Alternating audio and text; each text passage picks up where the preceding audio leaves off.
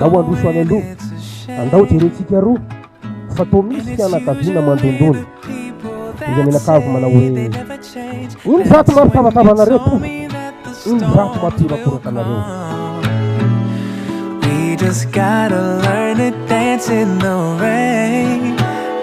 Then you said raha tsorina ny resaka dia angatabady tompoko natongavana eto tonga mitona ny tovolahy eo ankehitriny taka ny volony mangazo mipetrandroka ono raha lasa loha zary taolany raha tratra oriana kosa dia zary fakany.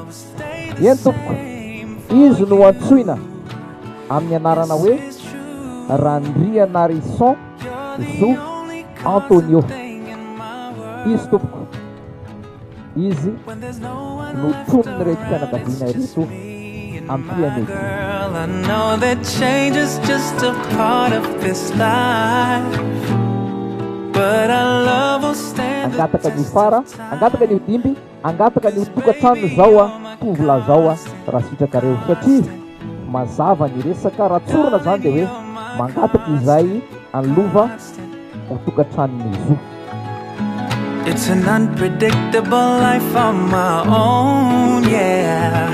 I can be surrounded by many, but still feel alone. That's when you told me that you'd always be there for me, and I'm always coming back to the one I call home. Yeah, yeah, you're the only Ny fantanina zay apetraka ay tsy oabolana tsy haiteny tsy fandry fa tena fantanina mahitsy. Profoy aminay fa tianao ilova androany. know that change is just a part of this life. Change will come, but our love will stand the test of time.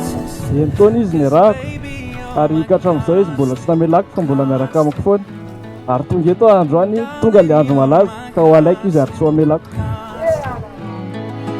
Said baby you're my constant girl, darling you're my constant.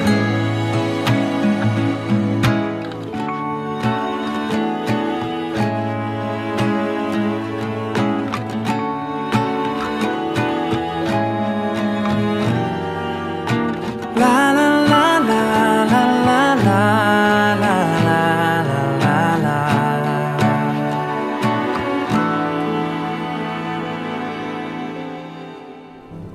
Atolotro anao amin'ny fomba ofisialy lova fa na tena fa andray anazy amin'ny fo ianao fo fihevitiavana hikarakara azy akino amin'ny Andriamanitra ny fiainanareo satria mbola lavitra be ilay lalana dia mirary soa dia apetraka ampelantananao ilova dia matoky anao tanteraka.